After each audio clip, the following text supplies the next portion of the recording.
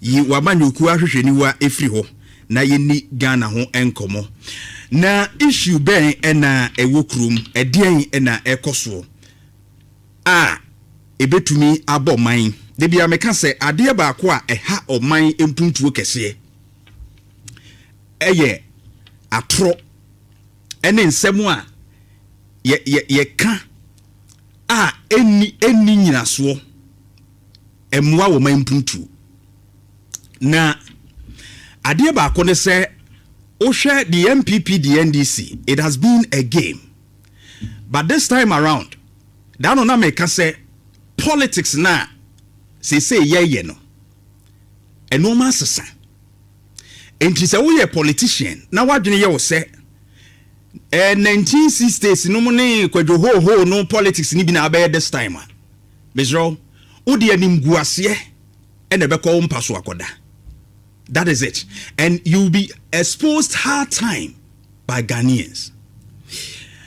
Na bra Facebook na yenko adiebimu, which is very important. The India maker wants to say, the House of Parliament, the House of Records. Emrasebe jefie efia sebe yemfa ho ni agro because me wo Ghana ni ordinary Ghanaian no na ya to abayi nkrofo se omu nkosi ye na mu ho no mo nhwe se wono mo betoto no ma ahye mra aye no ma bi e beboa ama yen yasetena mu bekoyie. But when we go to Parliament na ekoye sebe agudie ekoye atro ekoye nsenkeka bi a emfa enkoso mere wo man a because unko hu no ma bi sei no mu wo abrofu ni mu nti no mu tumpon na enipa timi hwe records enim saa na o twantro but ye wia ye frɛ wo mo honorable ye wia ni afrɛ wo mo honorable. What is honorable in say wo suban ni wo ne ye enko with that honorability and as a honorable dino. Now Parliament a House of Records na document bi ebeba Parliament and as a document bi ebeba ye de be kire wo Parliament ni kire se ye record se bibi se ye pie enti e mane ye serious obi antimi nkofa bibi keke e ma Parliament me kire se document bi ni me ka ho asem keke na ade bi apie wo Parliament be betra ha e kasafa MTN ebra proposal omo de information by omo send the message on 0.75%. Eya no mpese omo je ewo wallet to eye bank no ho okaya enchei na ompese omo te 5 cedis ompese odi sika free Momo wallet so eko bank ya ebeye dede okromu ha ema nipa odi animu kura sa ye press conference kese eye Afenyo-Markin no wo kire se abai no sa de Levy eba. In fact ye kan ho asem wa ha se eye MTN fo na wo mo ede sa proposal na ba unim se Levy ansana ye be ye Levy anase aban de tuo bi betu bibi so no age se komra hye bedwafie. And as of that time there's no record in Parliament to say aban de bibi akoto se ye magi se eska no etina sa asem no a at that time na minority leader na eka no ewum se na MTN fo beso omo de sa Levy ni sa etuo no ombegigi se eska no de 0.75% no ba na nya aban se wo de afa Parliament na ebegi se eska no. And it was clear na any Parliament but it was captured and made it look as if said yes I Levy bi ekofa Parliament mi etua in sa na we sotie em ye heda de frame a ba kire no kore no ebeda edi MTN fo mu decision mu take nyina nso ba abonten na Afenyo-Markin shout ye Levy bo o shout nyina say na onim and he is aware say under Nana Dodanko Ekufuado we catch us had ye records and no crebra Facebook be had ye under Nana Dodanko Ekufuado January 31 2024 now Afenyo-Markin said the Bank of Ghana governor and in a pamphlet ama MTN for go ahead say omu to me edge 0.75 no enti na ebisa say na ana na MTN for ko fachiri na oma benye bibia obi anhye da nimu hwe. This is the letter and da ho do betumi aba Facebook yɛde ato hɔ Bank of Ghana ɛna da hɔ no. The Chief Executive Officer, Mobile Money Limited, Accra. No, what your dear Haruna. Reference letter, no, Harry, letter of no objection. Haruna no, CEO, se unimwa, Jeff Faneto Sumaye, or a CEO of Mobile Money Limited. Share empty as a papa we, Tuba Facebooka, Papa Nini. We enada Mobile Money. Ano MTN. Na, Papa we na Bank of Ghana a reply no say omo MTN for the letter aba say omo pese omo gege saa etuo no omo gege saa sika no efiri omo mbe send sika e de efiri omo wallet so akọ bank no na Bank of Ghana reply e Jeff bring it back Bank of Ghana can say omo agye atum omo objective bibia no objection omo clear way. It is Saturday no person we refer to your letter dated June 30, 2023, in which you shared a proposal for changes in the list of products offerings, including a capping on cash out fees and subsequent correspondences on same with the bank. The bank has reviewed your revised request and grants a no objection as follows. 1. Introduction of a fee of 1% for cash out transactions below 2,000 Ghana cedis. And a cap fees of 20 cedis, Ghana cedis for cash outs above 2,000. Point 2 was the introduction of a 0.75% fee capped at 5 cedis for all transactions initiated from mobile money wallets to bank accounts. You are also required to take strong punitive actions against agents who abuse customers by charging illegal fees. Where you signed Kwame upon head Fintech and Innovation Office, Bank of Ghana. Letter a free Bank of Ghana ekoye say MTN for ewo ho kwan say request de buy so person omoje say scan maka say the Bank of Ghana regulates all these things. Omoje say 0.75% no. Akwanya wo mu no Bank of Ghana and on January 31, 2024. And it is Afenyo-Markin saying say onim salete we say this decision was made even with a letter from MTN in 2023. Approve a Bank of Ghana approval in 2024. Also onim. Afenyo see onim. You see, we politicize everything, and that is why Ghana we are where we are. Because asem no yeyema esiria na afi yako hide. Now you are blaming the current regime. Meanwhile, you know the steps you took before. MTN for nya kukuduro edeba. Etienya me nwanwa se Bank of Ghana say MTN for metena se. Ni nyina ka se di ntina MTN for afei na omo metena se na omo anko Bank of Ghana for ho ana. Say na omo ko in 2024 approval omo nya kra da. It is 0.75% no so omutimi je. Na Afenyo-Markin aba and pretending as if say when select Bank of Ghana amasa approval. And enyamina make this one Isaac Adongo and resist our document here make a yakra or parliament. Listen to him in parliament, and none of them could challenge it. Say a happy year in 2024. Mentioning them, I am not surprised. Only recently they said that there was a certain Levy that was roaming around at the Bank of Ghana. Mr. Speaker, I have in my hands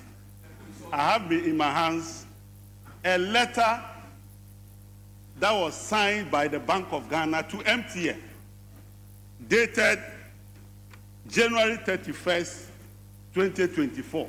NDC was not in power in 2024. January.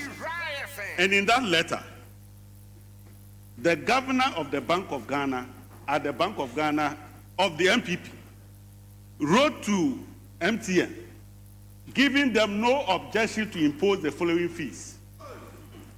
1. Introduction of a fee of 1% for cash out transactions below 2,000 Ghana cedis. The American country on IT. Of a 0.75% fee capped at 55 cedis for all transactions related to mobile money wallet transfer to banks. And this is the House of Parliament. It's a House of Record. It's a House of Record. And he's saying this. Say, this document was sent to MTN say omutumi 0.75 no in 2024 yama omo approval. It is a nay say saa de na ba. It was even good say we be admit say nya politics a be admit say ye mo kwan ba say de emwa yenti aban no wo so sese no kra nhwe kwa obefa so a saa de ne maso, but you pretended as if it's a new thing. MTN for be ya obi a kra no animu hwe. Meanwhile say yama approval dada. Me say Afenyo-Markin on Ninkasa ye any double standards in terms of the leadership no. Maka say it will affect the MPP debia. It will affect the MPP. It's damaging the MPP. Na enra adie ba ko asabe bom. Ege ni take on LGBTQ. Na wo koda wo hwe ni post ono aye in 2024. Meka Afenyo-Markin, the leader of the minority. Me maka no wasem wa. But you see, ye kasem bia wo muntie. Makacho said that the whole politics na twam. This is the time we do politics with facts and evidence. Ghana fo timi kenkan, Ghana fo sua. Etisami be twatro no enya dwuma biem.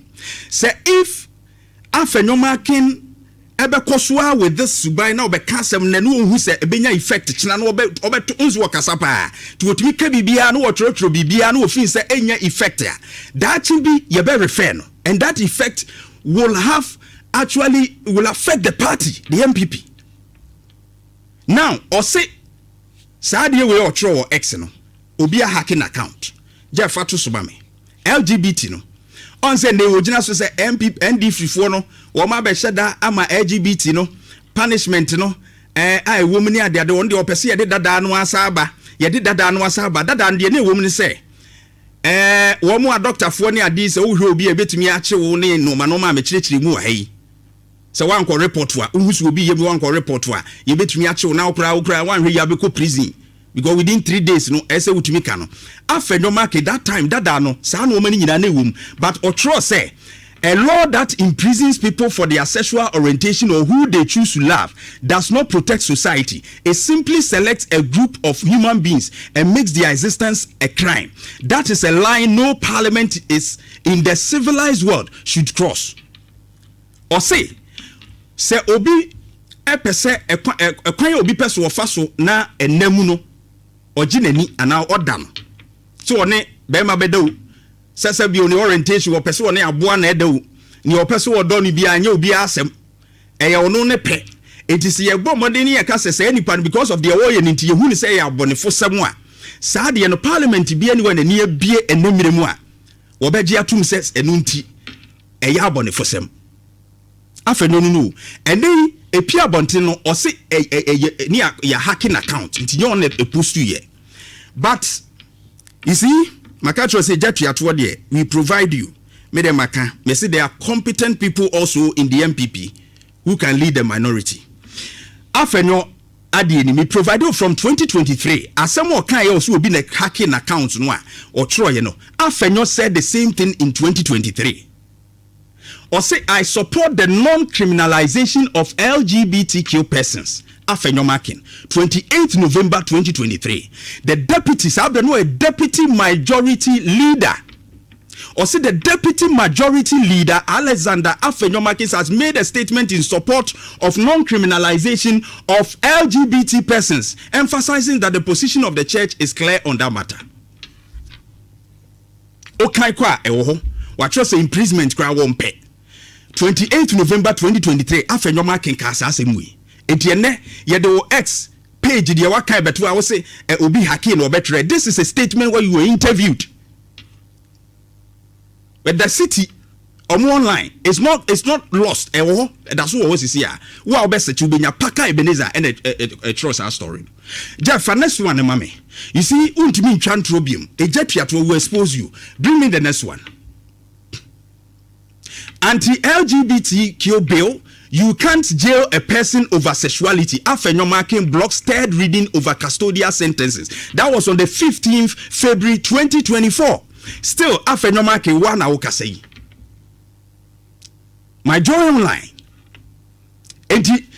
Near obe hake wa account no a otro de me show ye wo X page no ene de ma kire you see an difference be ne wom Afenyo difference be ne wom say me say politics na ekoso sisi no ene said ye pesa amamuo no ekodo ntimi mfa bibia ensie wo ntimi mfa bibia emfansie. It my advice to politicians ne say it's either you become truthful or be exposed by the new media. It is now catching up with you guys. Say more politicians no lies and double standards have no place in modern politics. Let me tell you. Afenyo-Markin no more kanina whether the MPP the NDC side. Mamen kanche mo say lies and double standards. It has no place in modern politics now. It ye wa dwen say metimi atwatro metimi akeka bibia na mekode a ene kai hunu say the new media will expose you. So Afenyo-Markin is damaging the reputation of the NPP, is damaging the stance of the NPP with the double standards and lies. On sa ukasa bebre yesim from so empa kasa tentimu enti de kasa bebrebe eni magina mebo so obre no kura anyeye o ka bibia kura wontie kiki na no die behe lawyer judge yi die said you see kasa aye o ka kura o se mentia se o be Canada ho na ye record e kina bi ye bibisa Afenyo-Markin o be kasa wan kasa kura nchire judge ni bi da na obi na hacking na no because now they have hacked your S no matter you no. So lies and double standards have no place in modern politics again. The politicians munzia. Yeah, we will expose you. We will tell the truth. Ni ammo hu say amamu ni yamfa no kure emu man no a o man ni nkoso. Ade a wa ye no gitum se maye. Afenyo, accept that was your stance then. Enti enese o stand as sa. No apologize say me na me kan na no. But me stance ni say de me gitum si yen criminalizing ti munya ne sa ana enko sa. Ni ate ase but don't come and lie. And me chantro. You are an honorable member of parliament. A minority leader for Christ's sake. Enya papa, enya DSS so.